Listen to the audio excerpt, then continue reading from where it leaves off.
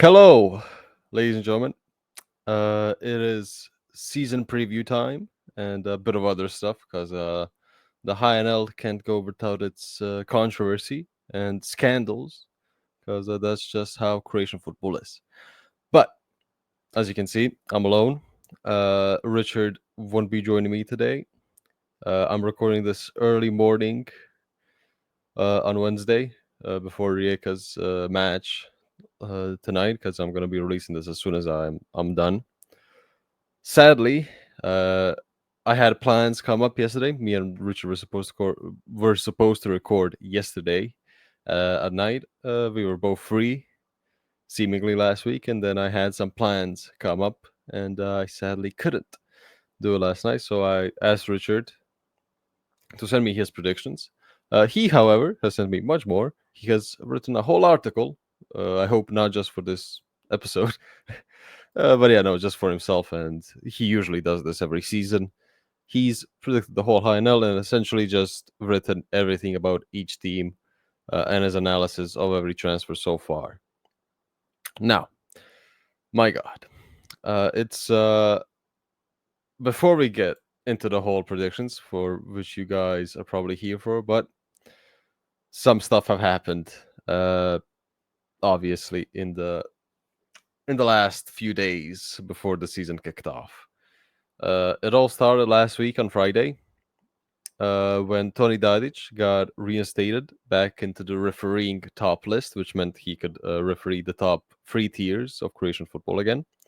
For those who are unaware of what Toni Dadić did to get suspended last season and he didn't referee any matches after this suspension. So, quickly, I'll try my best to not go on a tangent and speak about this for 20 minutes.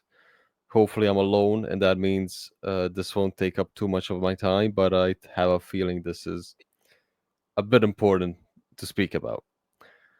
So, Toni Dadić, referee, well, probably now ex-referee. I have a feeling he won't referee after being thrown out again this season. I have a feeling this is it for him. Uh, Needs to find another job, needs to look elsewhere. So, last season, uh, WhatsApp messages leaked in which Toni Dadić, Croatian football referee in the top tier, uh, that refereed a lot of top HNL matches last season. Uh, WhatsApp messages showed him and a Hajduk fan communicating. And seemingly, Toni Dadić is a Hajduk fan because of the information he was giving out to a fellow Hajduk supporter. Now, referees normally aren't biased. I have a feeling Toni Dadić didn't let that go into his decision making. I have a feeling he's a professional, but the problem isn't his refereeing. It's not a problem that he uh, gave penalties to Hajduk. More so, you could argue he didn't give penalties to Hajduk. He last season, I think he refereed the Hajduk Istra match that finished 1-1, and that in that we had a situation in that match where Melniak probably should have had a penalty. I have a feeling Damir Skomina agreed with it. I actually disagreed with Dadić because Dadić didn't give a penalty. But doesn't matter. We're not here to speak about this refereeing. That's not the problem. It's worse than that. So in the WhatsApp messages, he disclosed information about Dinamo Zagreb Ultras, the Bad Blue Boys, where they gather and store their banners. Now, if you're unaware of the ultra scene or just don't really give two craps about it, uh, the ultra scene keep those banners. Those banners hold symbolic and strategic importance to their culture. It's it's the way of life. The ultras and their banners and the banners are there to show who they are and what they are.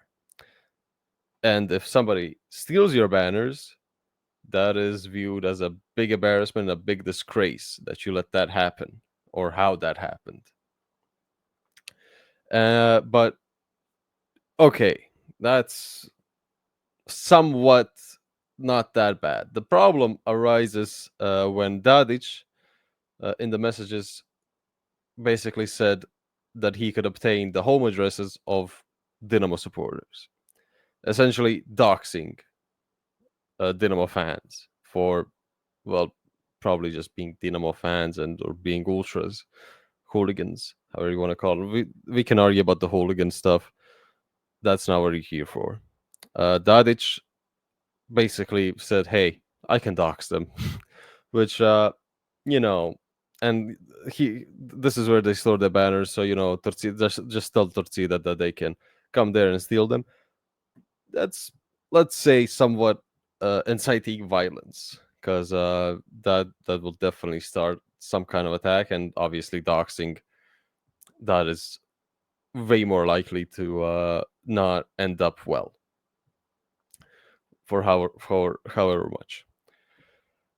So he got reinstated on Friday.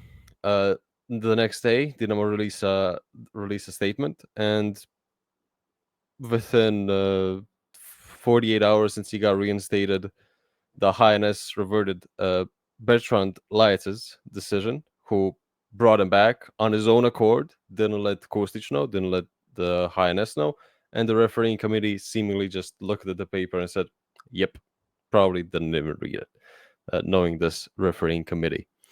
So Marijan Kostic was seemingly livid because he learned of the decision from media, but nothing happened. Uh, if he had learned it from the media, it was quite a big thing in the media when he did it. It took a bit of time for Dinamo to respond. It was the next day that Dinamo sent out the statement condemning the decision. So Kostic could have very easily got that over and done with in that 24 hours, because it got done pretty quickly. After it was pretty quickly announced that he won't be refereeing at matches, quickly after, a few hours after Dinamo's statement. Dinamo basically just said basically called it a blow to integrity to the Croatian football system. And now Lajić, the head of the refereeing committee, has a week left to essentially just clear out what happened with Kostic. It looks like he abused his power, or maybe just didn't think he needs to run it by him. But it happened, and he faces the prospect of being fired. Some reports also say that the rest of the refereeing committee, which has been the same since Bruno Marić and the VR league scandal happened, it's been the same. Nothing's changed. So if they can also be let go, that would be very good for Croatian football. It would clear out a lot of scandals, a lot of controversies, and would somewhat wouldn't put a clean slate, but somewhat of a clean slate if a new refereeing committee was to come in. But I doubt it, because our football doesn't really tend to make big changes. Now, while the Dadić situation was happening, we got news that Bruno Marić was also reinstated as a refereeing observer. He would essentially just observe referees in their matches and give them a rating and see how they do. For those who aren't aware, Bruno Marić was the head of the refereeing committee, as I just said, during the War League scandal. Fabricated evidence, lied, manipulated, did everything that can be that's a synonym to lying and manipulating, whatever you want to call it. For those who aren't aware, I'll quickly breeze over the VR League scandal that happened 2 seasons ago, at the tail end of the season in April. So there was a match. Varaždin Hajduk. Hajduk scored the goal. The VAR room called it off for being offside, even though in the cameras they had, you couldn't see if the player, if I think it was Uremovic at the time, that was offside, that they deemed offside. But the problem was they drew the line of the closest defender to Removic. But the problem was there was another player in front of that other defender that was that could have kept Uremovic on side, but you couldn't see his foot. So but it looked like in the in the footage that was later leaked by the by it was first released by a Hajduk fan page, and then Hajduk posted it on their socials. It looked like that player was closer to Removic than the first defender was, but the problem was the first defender was obstructing the view of seeing the second defender's legs. So, you would say you didn't have enough evidence, and that's what Hajduk argued, that they didn't have enough evidence to disallow the goal for offside. And VR leaks happen. That's the first match. Very soon after the match, they release. After the match, Bruno Marić holds a press conference. Sorry. Holds a press conference that essentially says we have undeniable proof that we can't show because Croatel, the VR production company, doesn't allow us. They don't allow us to show it. Croatel, very soon after the press conference, says we don't have any footage. All the footage we have, he has. He can show it. It's either on the match, on the live, televising of the match, or it's not there. He could have easily showed it. But the problem was that footage didn't exist. And in another press conference later, Bruno Marić used a fan recording from the stands to say our referees made the right call. The problem was it looks very tightly offside from the fans' perspective. Sorry, but the problem was the referees don't have that angle. That angle is on the whole other stand, which preferably you should have cameras on one stand and the other stand, on the west and the east, so you can judge those kinds of decisions and offsides. The problem is Croatia and infrastructure and VAR costs money, and you need more cameras, which obviously costs more money. So we the they didn't have it. They didn't have that camera angle. They didn't have the evidence. They guessed, and they seemingly guessed correctly. But if a fan wasn't recording at the time, we would never know. So, yeah. Another point is Osijek Dinamo. If you remember the 3-2 comeback from Dinamo to win in Osijek 2 seasons ago, two controversial penalties were given. The first one was a penalty. The second one was more controversial, but the first one, it was just two penalties back to back. Petko scored both of them. Dinamo won 3-2. The problem was Bruno Marić, after the pressure from Osijek, because Osijek were outraged by the penalties given. They were outraged, and Bruno Marić held a press conference after the match and essentially just showed what he presented as original VAR footage. For the first time ever, he said, for the first time ever, we'll be showing you live VAR footage from the VAR room and communication with the referee.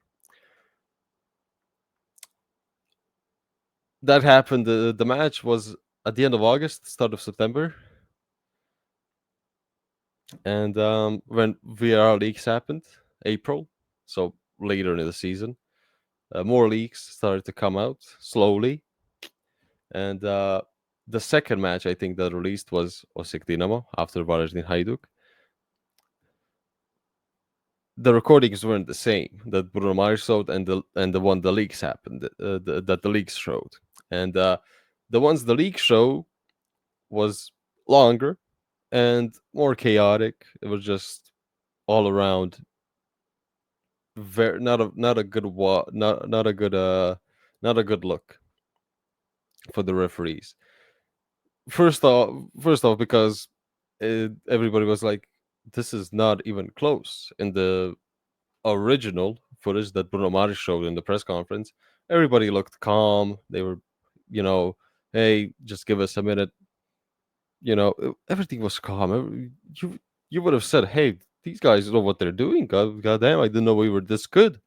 Because if you compare it to the Premier League, where VAR footage gets released every once in a while due to poor decisions, you were like, hey, maybe we actually have something going on here.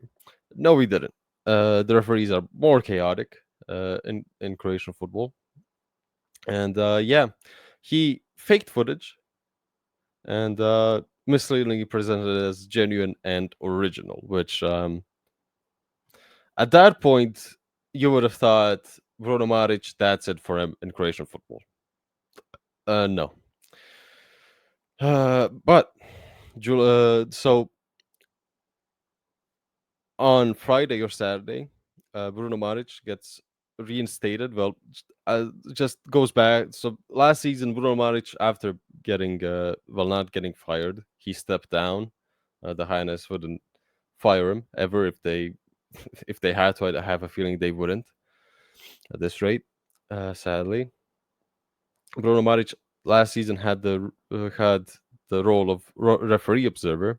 Nobody spoke out. Nobody said anything. Just a few fan sites posted about it, especially Osijek fan sites, and maybe some Hajduk fan sites posted about it, condemning it. But no official statements by the clubs or anybody was made. So last season, Bruno Marić was in Croatian football in a role of refereeing observer, which again he stepped down from the head of being the refereeing committee, comes back next season, not even a full 4 months, 3 months later, and just nobody says a peep. This season, however, after Dinamo's statement about Toni Dadić worked, Hajduk uh, after also actually to come back to Bruno Marić. So how he came back to how it basically got back into the media was he served a 5 month suspension and paid I think a 2,000 euro fine because he posted inappropriate content on Instagram about Nash Hajduk, which is the supporters association that manages that holds fan ownership shares in the club, that owns the club essentially, mostly. So yeah, you would think that Bruno Marić wouldn't ever step foot into an official role for Croatian football, but yeah, not true. So that's how it. So after serving the suspension in the database, Bruno Marić is added into the refereeing observer list, of which there are 7 refereeing observers, including Marić. And yeah, Hajduk reacted after Dinamo's Toni Dadić statement worked, and on the same day, later in the night, Hajduk posted a statement that they titled "A disgraceful prelude to the new season orchestrated by the Croatian FA and the referees committee."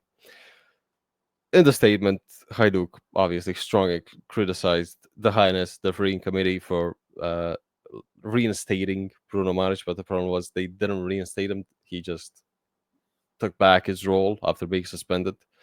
Uh, this this statement is season late, but hey, better late than never, I guess.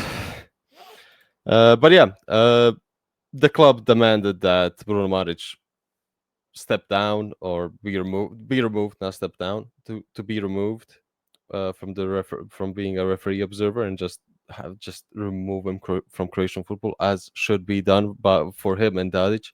Those two should never see anything about Croatian football ever again on an official stage. You can come to the stadiums, I don't care. Will you survive it?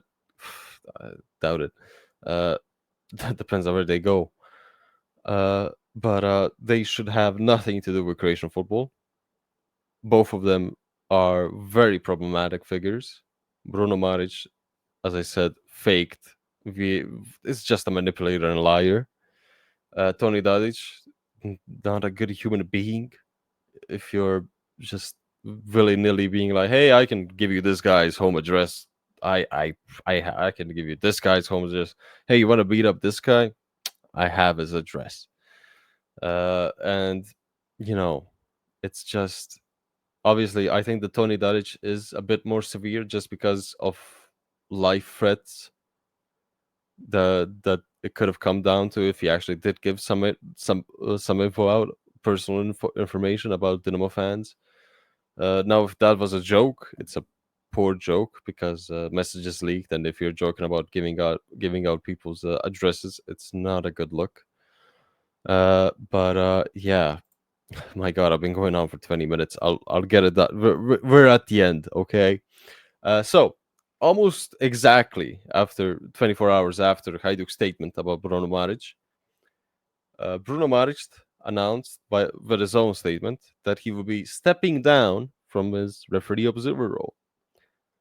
The Highness had 24 hours to remove Bruno Marić, and they did nothing. They allowed him for the second time in 2 seasons, in a year and a half actually, to step down on his own accord and essentially look like the good guy in this situation, uh, which is I speaks volumes. I don't want to get into it, but if you can't see the Highness just not doing anything about Bruno Marić, it's sad because if that man stays in Croatian football, it just speaks to the poorly run league and the federation, and it's why we have shit refereeing in the league, why we won't improve. But thankfully, if we get rid of the refereeing committee, if we get rid of Lions at this point, I don't really care about him. If you if you have a feeling of probably should run this by Kostic, the FA president, after I added a referee that was removed from refereeing last season, and if you think you can just add him willy nilly, I have a feeling you should go, but unless he has a good explanation of like, I sent an email to the wrong address. I misspelled Kustic. I'm sorry. I put in the C instead of the ch. But yeah. Anyways, Bruno Mars stepped down on his own accord, which again, just very poor from the Highness, and he essentially said that he always had the interest of Croatian football in his heart. He thanked President Marijan Kostic and the executive committee, his colleagues, and he teased the press conference that he's gonna have very soon. No date. Uh, what's gonna be said in it, I don't know, but he promised that he would be very interesting.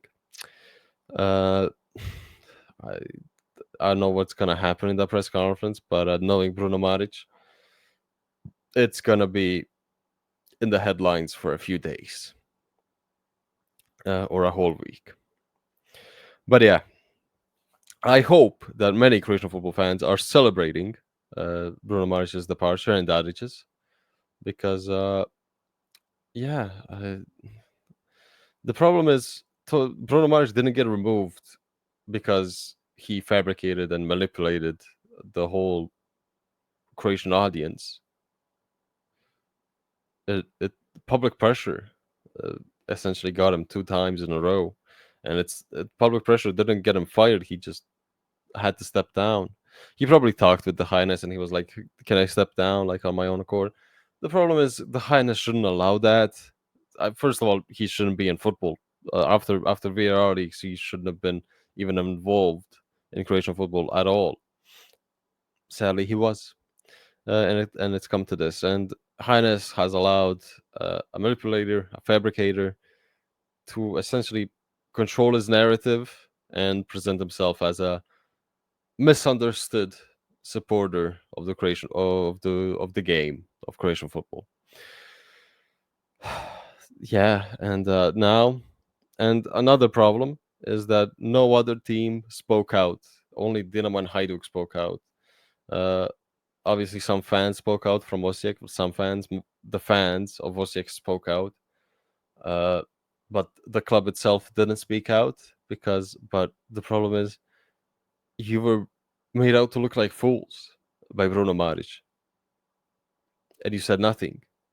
He faked evidence that justified two penalties given to Dinamo by reenacting a VAR room, essentially staging a film. He had actors in it. He was a director. I probably should get him on IMDb. But my God, Osijek said nothing, and yeah, the rest of the teams, the rest of the 7 teams, including Osijek 8, nobody said anything. The 2 teams, and that silence just means that the clubs are happy with this. They're happy with having Toni Dadić as a referee, uh, and they're happy with Bruno Marić still being in Croatian football in some kind of capacity, which again should not be the case. Do you want to improve do you want to improve Croatian football? Do you want to fight for our coefficients? Do you want to fight for us to be better on the international stage? If you want to, this is not the way forward. The way forward for Croatian football teams is to speak out, and the fans to force their clubs into speaking out. But that's not happening, which is, again, if you want to stay here where we are, which is Dinamo plays Europe, Rijeka joins in every once in a while. The league, you get poor refereeing decisions. We have no transparency, zero transparency. Hopefully, I think this season, VR footage should be released like after every round.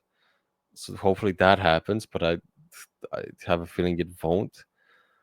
Uh, it won't happen every time. I have a feeling it's going to be selective, but we'll see.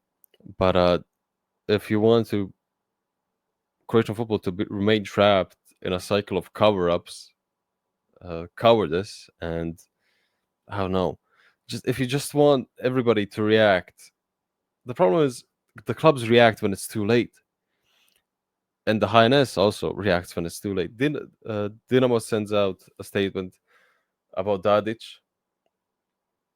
24 hours after. Highness takes a bit of time, and they finally get rid of him. Hajduk season a season too long posts about Bruno Marić. Other clubs shut up. They don't say anything. So if you're happy with this, fair enough. If you want to protect disgraced referees, fair enough. If you want those referees to referee, if you have no uh, no feelings to who is refereeing your game, okay. If you want that, get that. So yeah, this season hasn't had a good prelude, as Haidu called it to this season. It's been shit. It's been sad. It's a disgrace for this to even happen. But it's Croatian football. It's sadly very used to it. It's not shocking. This is just like, oh, here we go again. And eventually things get done, but it's too late. It's like pulling out a burnt pizza, and you're like, pulled it out. It's burned, but I made a pizza. It may be black, but you can still eat it. It just won't be good. Okay, time to read some and go through every team. So let's start from the back. Me and Richard agree that Vukovar will get relegated. Uh, so Vukovar has sold Ivan Mandic. I have to burp. Sorry. Has sold Ivan Mandic to Casapia for around 300,000. which is going to rise to about 2 million if certain bonuses are completed. They also let go Tino Jukic, Vanja Pelko, Noah Vuko, Mateo Andicic, and Ivan Radošević. The latter four the latter three haven't really played. The others have been a mainstay. And now we get to the train. Well, trains, I have a feeling, of how many players have come in. This is just quickly. I know last time we went over every transfer, but this is just for because some new transfers have happened, and if some people are just joining the podcast now for the preseason preview. Roko Perković, Lovro Banović, Leoni Gastodello, Samuel Kobele, Ivan Ljubišić, Jakov Šuver, Vito Čajić, Rafael Camacho, Mario Ticinović, Antonio Đaković, Jakov Puljic, Luka Klanec, and Tiore Torbin have joined Vukovar. That's a lot of players, and it's a lot of foreign players. So you have two Frenchmen, Portuguese winger in Rafael Camacho. You have Gastaldello, which are signings seemingly to try and get some profit on them. And as we said last time, this looks like just a team that's just signing players for next season and to be able to get profit and get back into the high NL. And because if you're joining Vukovar now, you need to obviously be very wary of it not going your way and just waiting it out for another season to have a good season in the try to be as good in the high NL and then dominate in the second tier and come back up and then actually have a capable team that's played a lot of time together. I also saw a report that Marin Pil left before a preseason match angry, and by the looks of it, Marin Pil may be on the way out. There's sadly not much information about the lower clubs in preseason as because social media isn't really isn't a good thing for our teams. They just seem not to do it as other teams do it. But yeah, for example, Lokomotiva has played friendlies against Eredivisie opponents, and you really need to scour the internet to find the lineups for Lokomotiva and the other teams, which is sad. But yeah, Vukovar, it's so Richard said that it's impressive to have a side come up and it be almost entirely without top flight experience, which yeah, but it's a problem because if you don't have top flight experience, which is what Rudiš didn't have, it's gonna be a problem.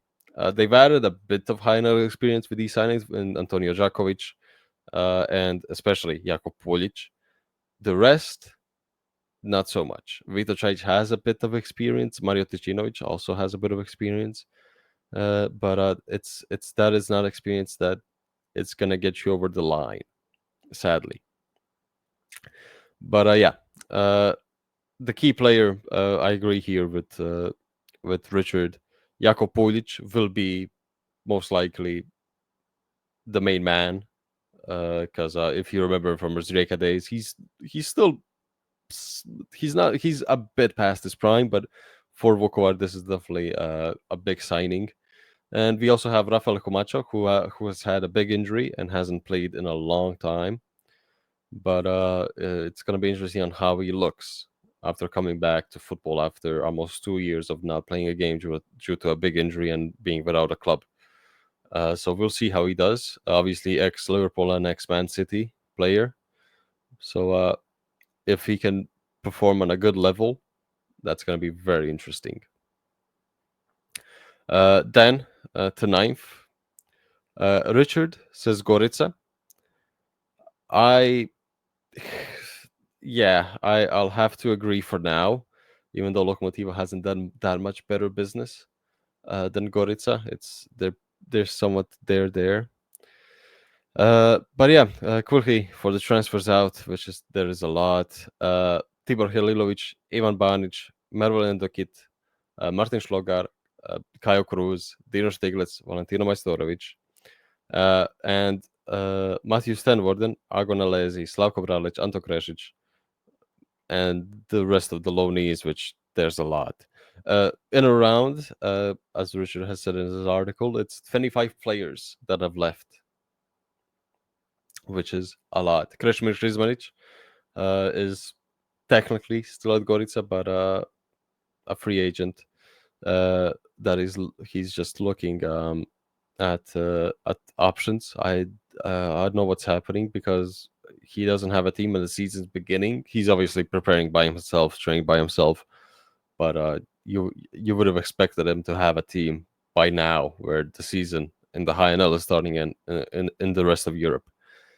But yeah, this Gorica side just it's a big change. It's a whole roster change. A lot of loanees last season because you had to fight to stay up.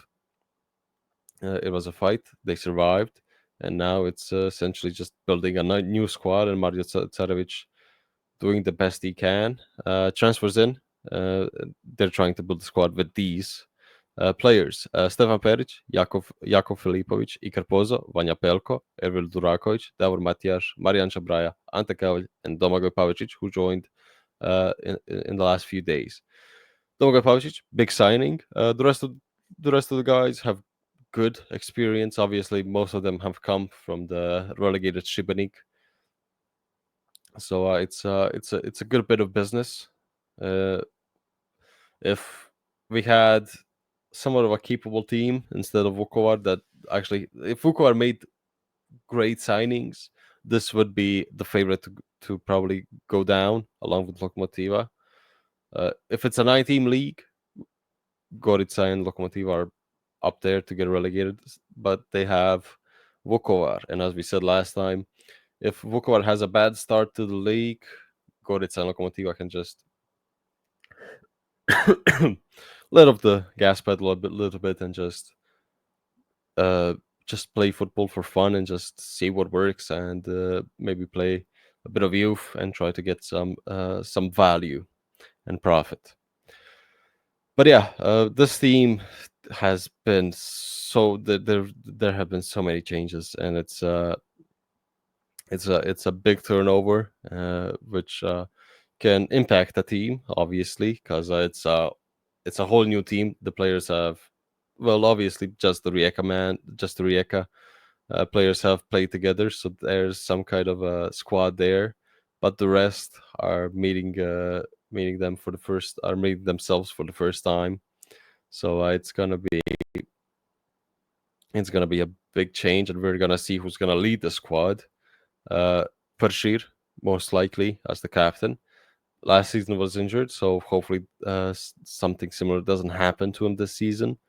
But Ante Erceg is turning 36 this season, and the years are catching up to him. So last season he was not that good. Had a few red cards, as he does. But yeah, we'll see. If Vukovar have a good start to the season, you can expect Gorica to tail end of August to bring in more signings and probably more better players, because you need to survive.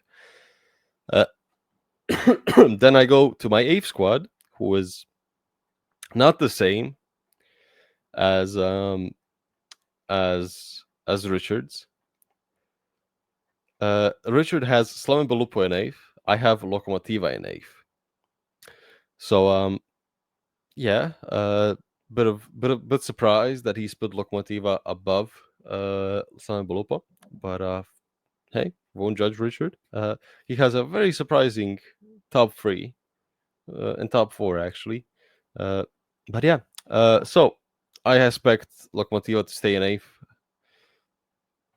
Again, the problem with these predictions is we make them so early, right before the start of the season.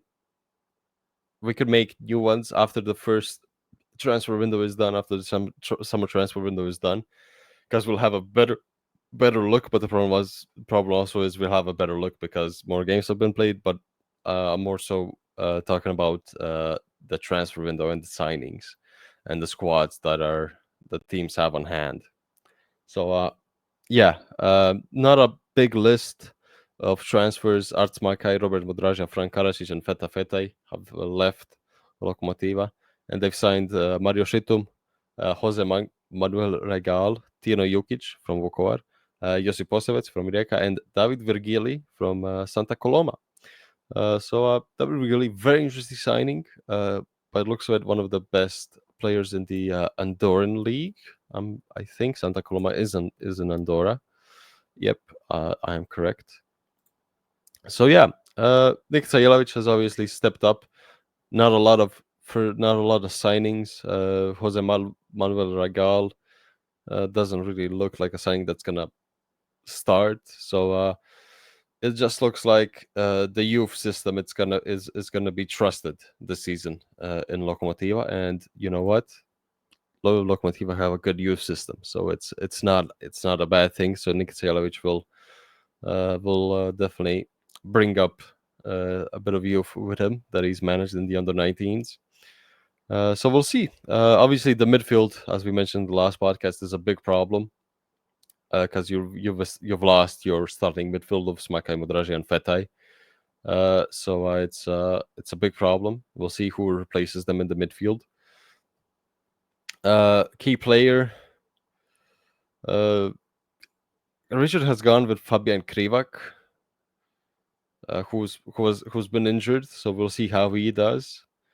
But it's if Silvio Gorichan stays, which seems unlikely for the full season. If he doesn't go this summer, he's probably gonna go in the winter, because I have a feeling if he stays, he's gonna have a good half season and then probably go. But there's too many links to Silvio Gorichan this summer that I don't see him staying.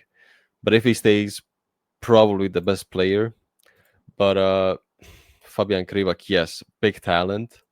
The problem is I don't know how he's gonna look after his injury, so I'm not gonna agree there with Richard. But I don't know. Maybe Marko Pajac at left back, because I have a feeling Marin Levac won't play, and Marko Pajac is 32.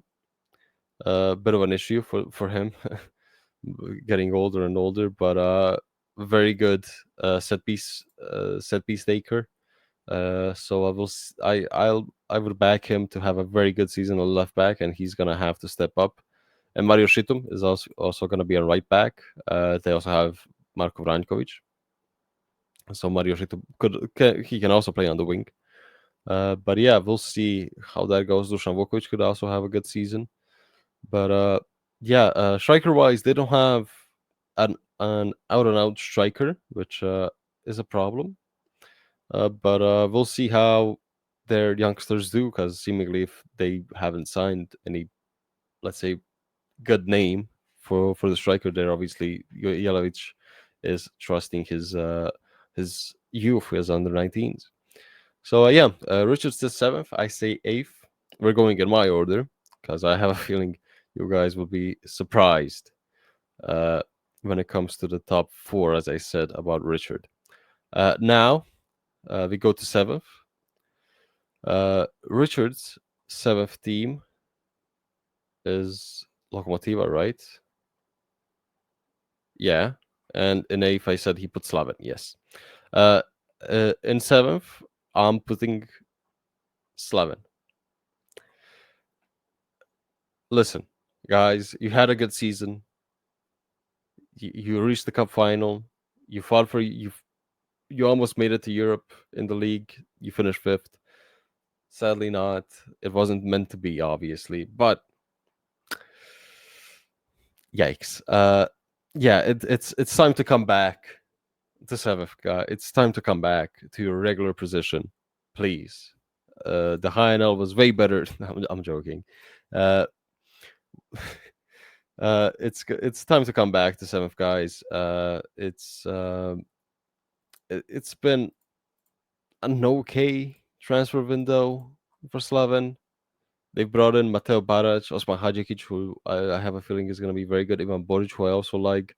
Josip Mitrovic has come back to Croatian football after his spell at Fortuna Sittard last season. Filip Bosniak and Karlo Išasegi have also joined. The big names have left, and well, Marko Boras not that big of a starter. Alen Grgic, Antonio Bosic, Luka Lucic, and Ivan Sušak, obviously the main four, but good replacements have been signed. So I have a feeling that Slaven will just be there. They won't be as good, I have a feeling, as last season, unless somebody really steps up. If Mitrovic can replicate Grgic's season, but yeah, I just have a feeling this will be a easy season for Slaven, where they're easily gonna stay up and not really fight for Europe, but maybe in the cup they can give it a run. Because if they reach the last time, and it's not too big of a squad change, it's a few players here and there, but good replacements, as I said.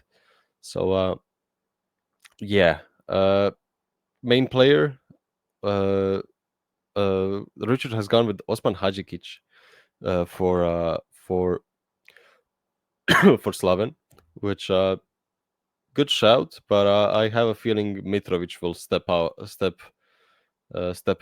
this season after having not that good of a season in the Eredivisie with Fortuna Sittard, mostly coming off the bench. But yeah, I have a feeling Josip Mitrovic will lead the squad, and Ilya Restorovski, even at his age of 35, is good. He's definitely going to lead the attack. And given Ante Šuta and Josip Mitrovic are going to be there to help him, and who else is on the wings? Even Božić can be behind him. And obviously, you keep Adriano Jagušić. But I have a feeling if he has a good half season, he could leave in the winter. But it's a good thing for Adriano Jagušić to stay here, to stay in Slavia for another season. I think that's a very smart move. He's taking it slowly, as it should be done. No big steps. Take it slowly, earn your worth, and then if Dinamo does sign him, he's gonna be 20, and I think that's the right step. And then to move either in the winter if he has a good half season, or play the full season with Slaven, and then go to Dinamo if they still want him. But yeah, God. Then we move to sixth. Bit of a surprise here for from Richard. He's put. I need to just double check. The problem is this is not in the same order as B, so I have to find where he's put it. Osijek is sixth for Richard. For me, it's Istra. For me, Istra is gonna finish fifth, but Richard has said Osijek. I'll I have Osijek in fifth. I have Istra in sixth. So I'll go first with Istra, then we'll go with Osijek. So Istra has quite a bit. They've lost their manager, brought in Goran Tomic, who's come back to Croatian football again. Never actually won anything, but he's put in good spells at Lokomotiva and Rijeka. But yeah, so transfers out: Moritz Valentić, Mateo Lica, Lovro Majkic, Juri Ovu, Luka Bogdan, Hamza Ganjac, and Slavko Blagojevic, who's retired and has joined the coaching staff. So Slavko Blagojevic is staying in Istra, which is a nice sight. Oh my God, I forgot how tiring it is to speak alone for a bit. How long has it been? Oh, 50 minutes. Goddamn. I really need to wrap this up because my throat is starting to hurt. So, Goran Tomic, and transfers in. Istra has spent quite a bit of money. Their most expensive signing ever is Mohamed Nasroui from Tunisia. Emil Fredriksson is brought in for 300k. Filip Taraba from Široki Brijeg for 200, and then Smile Prevljak on a free from Hertha Berlin. Seidu Bangura from the Eredivisie from Roda, and Alejandro J from Deportivo Alaves, who's joined on a free. Good signings. I have a feeling this is going to be a very fun side to watch again. Obviously not probably as fun of football as Garcia had, but I have a feeling Tomic is gonna use Fredriksson, Bangura, and Prevljak to create a very good attack. Uh, I have I have a feeling Gisla could have some high scoring games. And Nasrui looks like a very good pickup. If you spent big money on him, I hope he does well for Istra, and he looks good. Is all I'll say. Uh, so key player has to be Prevljak. Has the experience, and he's 30. He still has a lot in the tank. So if he can get some of the form he had before in his career, that brought him to be an international, he can be that number 9 that Istra need. Because last season they went for a few strikers, Gagwa, Jaganjac, and I had somebody else, but they were mixing it with a lot of players, which if you don't have an in and out striker, it's a bit of a problem. As it's been proven. But this is a good attack. So you have Vinko Rosic, Christian Fuchak, Fredriksson, Fagolaval, Prevljak, and Bankura. And that's it. That is a lot of depth, and I have a feeling they're gonna get rid of Rosic because that is too much depth, and somebody is gonna be unsatisfied with the minutes they're given. So I have a feeling Vinko Rosic is gonna be probably open to a transfer from Istra. But yeah, Faglaval maybe also, but maybe I have a feeling they'll keep him. He's still young, and if he does have another good season, a better season, they can definitely get more money for him. God, this is very tough to do without Richard. Lots of talking. Now we move to Osijek, who have lost Marco Soldo, Roko Perkovic, Tiago Dantas, and Petar Pušić, who's yet to be signed by anybody. Teams, what are you doing? In and around this region, what are you doing? They've signed Hrvoje Babic. It was a loan, and they used the option to buy from Riga. Luka Vurbancic, as we mentioned last time, probably steal of the season. Marino Žaravica, Stanislav Shopov, Janek Ture, Nikola Čurčija, David Cholina on a loan, and Alexander Petrushenko, after being linked to Rijeka and Hajduk, he's actually joined Osijek. Good pickups. So Simon Rojman is the problem with I have with Osijek isn't the squad necessarily; it's the manager. I don't really trust Rojman, and he didn't have any positives at the end of last season to kind of lead into this season. But it just doesn't look good. Osijek still has Nailo Removic, Anton Matkovic is coming back from an injury. Arnold Jakopovic was obviously their best player last season, alongside Marco Soldo, but I would probably, and Marco Malenza is in goal. So the problem with Osijek also is the defense, who didn't do well last season, and it's not been changed a lot for this season. You have Roko Juricic, probably one of the best left backs in the league, if not the best. You can definitely argue that he's the best left back in the league. He's gotten injured, and is obviously why David Cholna has come back to Croatian football. The rest of the squad is the same. Luka Jelenic was linked with a few moves at the start of the summer, but seemingly looks to say is gonna probably stay this season, or at least for half the season. It's a good squad. It can definitely fight for Europe. It definitely will fight for Europe. You have, as I said, Jakopovic, Matkovic. Now you've signed Yannick Touré, who will see how he does. You have still Hernani, and you've signed Shopov and Vrbancic, who are going to be who are going to be probably in the midfield, probably fighting for that number 10 spot. So whoever does the best is going to be the starter, and maybe Vrbacic can also go on the wing. So if somebody doesn't impress on the wing, you can move Vrbacic or Shopov to the wing. Petrushenko and Babic, players in the same position. We'll see how that's gonna be fared with. Are they both gonna play?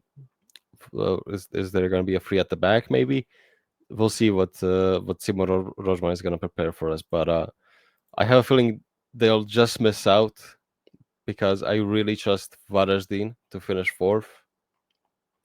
I really like this Varaždin squad, and recency bias it could be, but I had Varaždin on my fourth even before the match against Santa Clara, just because I like the business they've done. They've not lost a lot of players. They've lost Mitrovsky.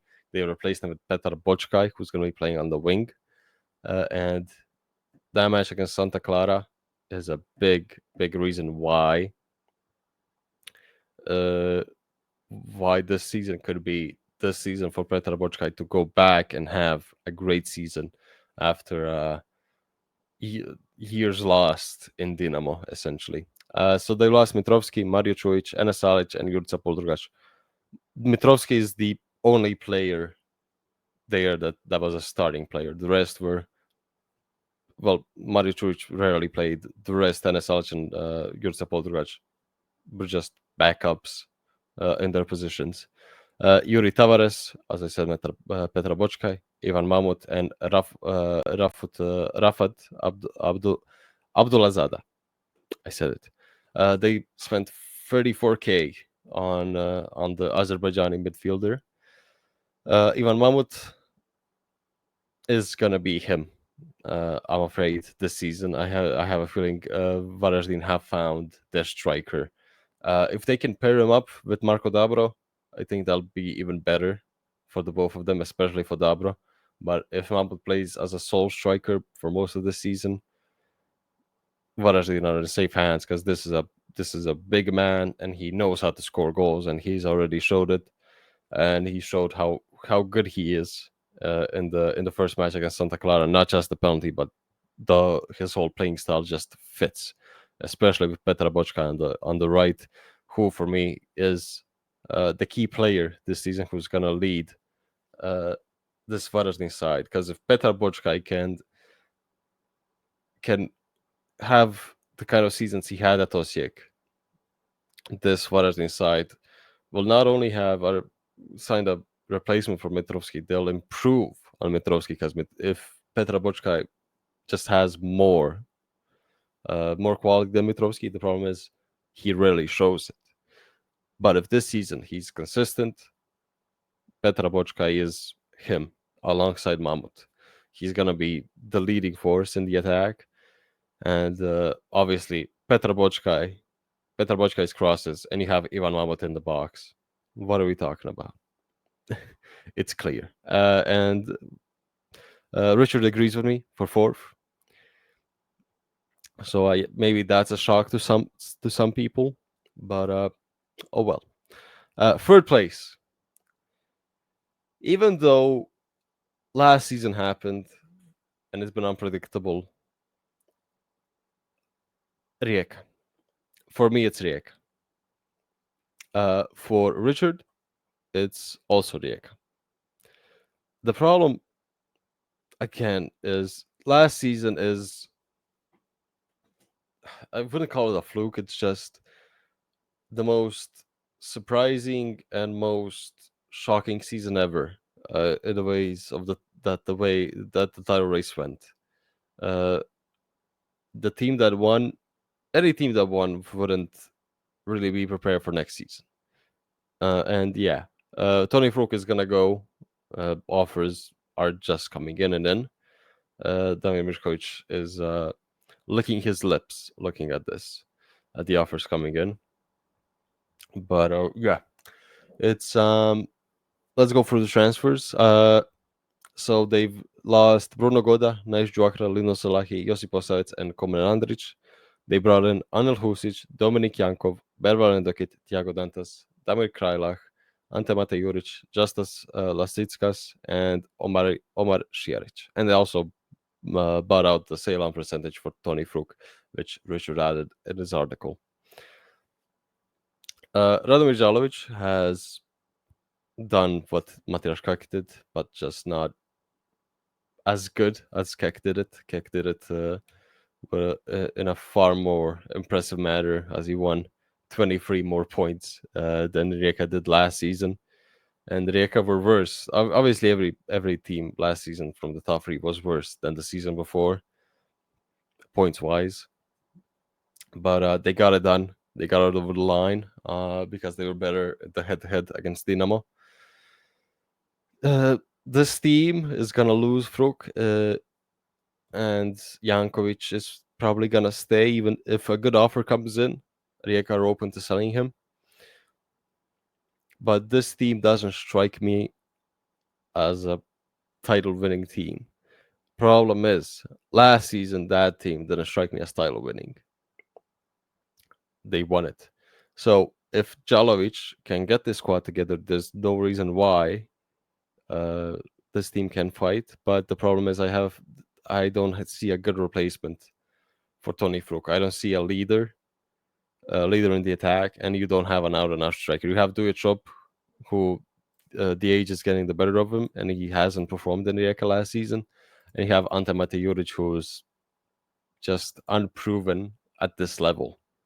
He had a good season at Gorica, got sold to Brescia, and didn't really cut it. So you're bringing in Ante Matejuric is essentially a backup.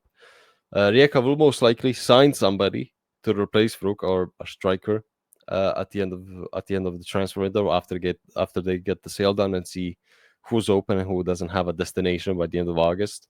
I have a feeling that's gonna be the plan. That's the plan for Rijeka. But yeah.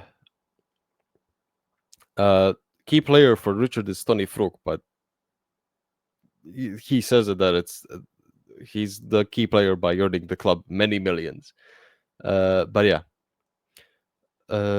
it's hard to replace him. But if Jankovic stays, he's probably gonna be the guy in the attack. But if I had to point out a player that's gonna lead the squad, that's gonna be the key player. It's Thiago Dantas. Dantas, I think, in the first match against Ludogorets has showed how good he is. And I just have a feeling that midfield is. They need somebody physical in that midfield to join because him and Petrovic as a double pivot don't really strike me as people that can go toe to toe with Dinamo or Hajduk's midfield. Even though Hajduk isn't really that physical strong, but you gotta face Livaja. You're gonna have to face Rebic. We'll get to Hajduk right after Rijeka. They're second in my prediction. Dinamo's first. I'm playing it safe. After last season, any prediction isn't safe. Last season, I had 0 predictions right. I put 0 teams in the correct place. So don't listen to me. Listen to Richard. He had 1 team. He had Gorica guessed right.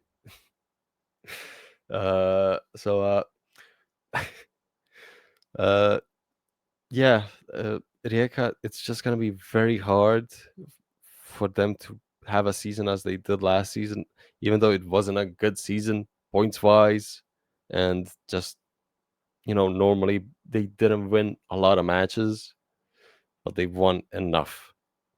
This season, I have a feeling we won't have that because Vukovar and Gorica Lokomotiv are just worse than the Šibenik last season. Vukovar is worse than Šibenik last season, and Lokomotiv and Gorica are worse than last season. So there are gonna be more points this season. I'm starting to lose my voice, which is not good. Second place for me is Hajduk. Richard has put Hajduk in first. Yes. I don't know what's happened to Richard since last week, this last season. But I really wish he was here because I have a lot of questions. But hey, I guess he's seen something in Hajduk. Dino, let's go with Dinamo. I put them in second. I put them in first. Richard put them in second. A lot of transfers. Transfers out. Martin Baturna, Petar Sučić, Maxim Bernauer, Wilfried Kanga, Daniel Štefulj, Luka Vrbačić, Stefan Ristovski, Bruno Petković, Sadek Maharami, Ariel Ademi, Petar Bočkaj, Sami Mae, Marko Pjaca, Lukas Kačavenda. And you've also lost Marko Rok, Bartol Franic, and Leon Belcar because their loans ended. Marko Rok seemingly is in talks with Rijeka. We'll see how that goes. Transfers in: Diondre Abello, Gonzalo Villar, Mateo Perez Vinlov, Moris Valicic, Mateo Lisca, Gabriel Vidovic, Sergi Dominguez, Marco Soldo, Robert Mudražija, Lovre Kulišić, Fran Topic, Scott McKenna, Dejan Ljubicic, and Bruno God. I really like what Dinamo has done, what Zvonimir Boban has done. I wanted to talk about Petkovic's interview, but I'll wait on that for next week and speak about that with Richard because I want to get his opinion, and also we'll also touch on the whole refereeing scandal also with Richard next. But it's going to be in way shorter than I did it in the 25 minutes. Again, I apologize, but I had to get it out in some way. But yeah, Mario Kovacevic hasn't won anything. Obviously, had a chance last season, but it just seems like once he knew he was going to Dinamo, the performance in Slaven just kind of dipped. Now, is that because of the players or because of him? I have a feeling it is because of him. But yeah, he in the end couldn't get Europe or win the cup. So it's a lose for Kovacevic. But it's been a tough preseason for Dinamo. But it looks like Beljo is gonna be very good. Gabriel Vidovic is definitely gonna step up and try to replace Baturina. Robert Mudražija has also been very good this preseason, scoring a few goals. So the key player, Richard has said, essentially whoever is the Martin Baturina replacement. So is that Roman Mudražija? Is that Luka Stojkovic? Is that Gabriel Vidovic? Whoever is the Martin Baturina replacement, that's him. I have a feeling Diondre Bello is gonna have a very good time at Dinamo. He's gonna have very good players behind him that are gonna give him some very good chances, and I think he'll definitely capitalize on them because this Dinamo side has very good players in behind Bello, which must be heaven for a striker to have. To have Mateo Lisca, Gabriel Vidovic, Gonzalo Villar, Roman Mudražija, Luka Stojkovic. Oh my god. Behind him. And also on the fullbacks you have Marić Valicic, Pierre Gabriel, who might be on the way out seemingly because Dariusz Pikic. Marić Valicic seems to be a starter, and Dariusz Pikic has also impressed at right back. So where does Pierre Gabriel fit into all of that? Because he can play a left back. They've signed 2 left backs, so yikes, yikes for him. Scott McKenna, also a great pickup. Raul Torrente is injured, so you're left with Scott McKenna, Niko Galicic, Dominguez, Teofil Catherine, and probably Živkovic. Dino Peric is still in the squad, chilling, probably enjoying his time, earning his cash. Dejan Ljubicic and Josip Misic are definitely going to be the backbone of this midfield. Marco Soldo is going to be the replacement. Gonzalo Villar is also going to be there, and this midfield is going to be very good. They also have the good thing that they go straight into the Europa League, so they're free now. They can just focus on the league for August. After that, it's 2 matches a week, essentially. So we'll see how they cope with it. We'll see how Mario Kovacevic copes with it and what kind of team he's gonna put out for this first weekend. But yeah, it's easy to see Dynamo's winners because they're Dynamo. But Richard obviously doesn't see it as that. I see it as that. I see as them being them again. I I just see them winning. I see this team. I really like what they've done. I can't argue. I really can't argue against any one of these signings and call them bad or mid, so to say. This is just a team that is kind of winning my eyes, and not by a big margin. I have a feeling because this Hajduk side is doing some good business and is signing more and more players, seemingly. It's gonna be very, very interesting. Now we go to Hajduk, who Richard has predicted to be champions. I predict them to be second. So yeah. So transfers out. Luka Vušković officially left. Dominik Prpić, Alexander Tarkovsky, Lovre Kalinic, Ivan Rakitic, who retired, is now the technical director. Jan Mlakar, Nazari Rusin, Stipe Bijuk, their loans have ended. And Filip Trojmovic is, I think today, has officially been taken out of the database as a Hajduk player, so he's officially out. But the transfer fee is around 1.5 billion. And they have signed Ivica Ivušić for 800k from Pafos, Frank Karasic 200k from Lokomotiva, Pajazit Janofri, and Ron Raci, I think, from Pristina for 300k. So, Gonzalo Garcia. Hajduk are finally gonna have some good football. The problem is there's gonna be a lot of waiting. There's gonna be a lot of passes in the first third of the attack between the defenders, which we saw. You saw the idea against the Zira in the first game, or Zire. I'm gonna go with Zire. I think that's the right way that they say it.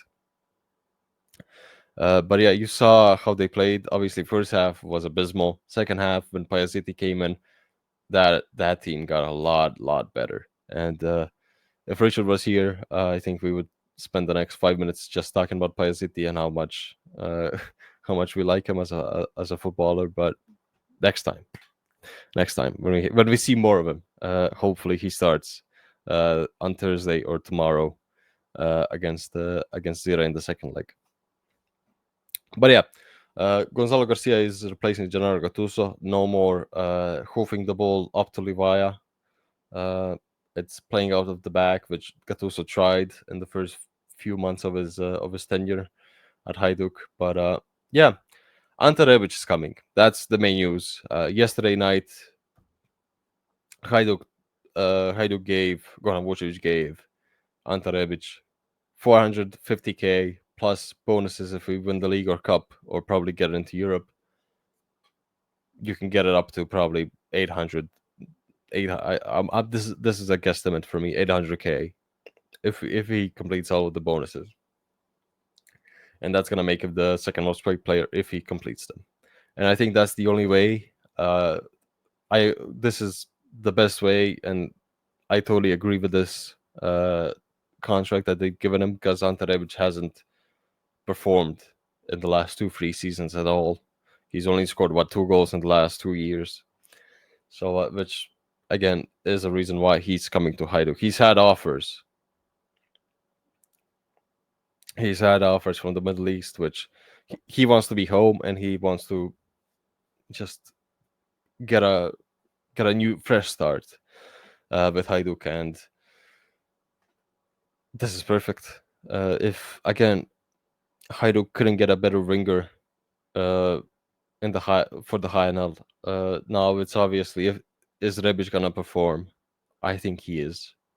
I think Hajduk are gonna fight for the title. Now, for how long? That's the question. But this attack is very good. But they need to reinforce the defense. Ron Razzi is a good pickup. Is a very good pickup. He'll definitely be starting on the left-hand side of as the left center back. On the right, you can't trust Charlia. They're trying to get Martin Erlich, and Martin Erlich is seemingly very, very keen on Hajduk to join Hajduk, but that's a season. That is just a loan. If that does happen, I can see Hajduk fighting for the title without any injuries. If injuries happen to the squad, there's there's no depth. Again, why haven't we signed? Why hasn't Hajduk signed Ivan Santini just to be a backup? He's right there. He's not gonna ask for a lot of money. He's just gonna take whatever you give him. Just give him a contract, sign him, please. In any shape, I think Ivan Santini is a good backup for Levi. If you need a goal, just put him in. Especially for these two first matches where you're not gonna have Levi due to his suspension. Just please. Who's gonna play in? Obviously, Rebic is not gonna play in the attack. Probably as a striker in these first two games if he joins before this weekend's match against Sistra, which he probably should. I have a feeling that the deal should be done later today and made official either tonight or tomorrow. But yeah, last season, the problem with Hajduk is they can easily win the title. They have the squad. They had the squad last season. The mental blockade they have.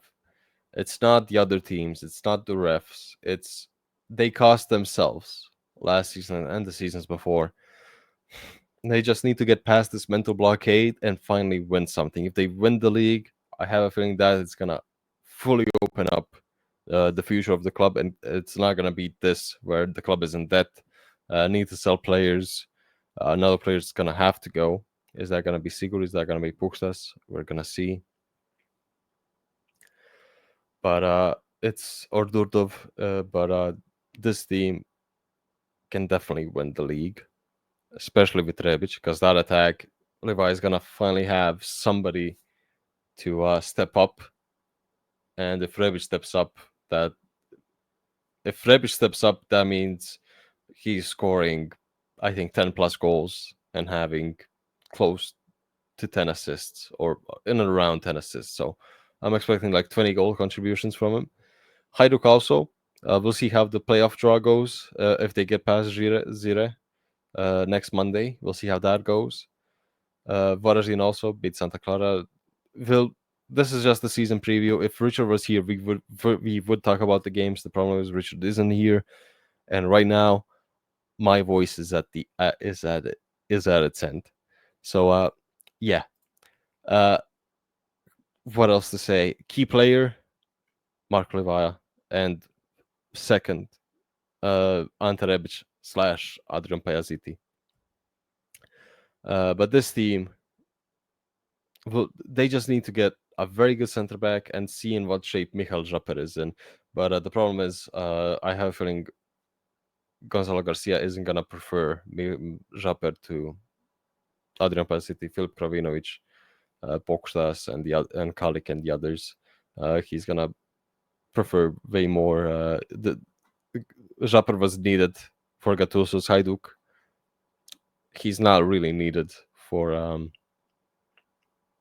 Garcias, but it depends on what kind of form he is in and what kind of shape he is in. We'll see, because if he's at 70-80%, he's a good backup. If he's 100%, then that's a Michal, but he's not going to be 100% for a while. Definitely, it's going to take a few months for him if he does play regularly to get back to the shape he was before his injury. But yeah, my voice is killing me, Richard. This is a sign for me to not do an episode without Richard, but this is the preview which we had to do. Sadly, couldn't do it. Had plans come up, and we'll see you guys next week.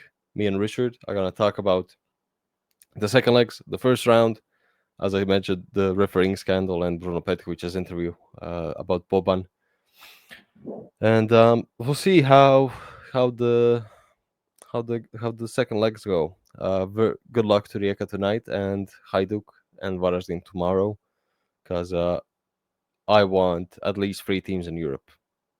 Rijeka needs to win tonight to secure one more team, so we have 2. But they're gonna get through Shelbourne if they lose against Ludogorets, unless something very bad happens and we get another shocking upset. But Yeah, and Hajduk, they have an easy draw in the third round, and we'll see how the draws go on Monday. So you have a lot to look forward to next week. So thank you for listening and or watching, and I'll see you next week, and hopefully we'll see Richard too, and I'm not just gonna have to read out his articles to you guys. So thank you for listening and watching, and as I already said, see you next week.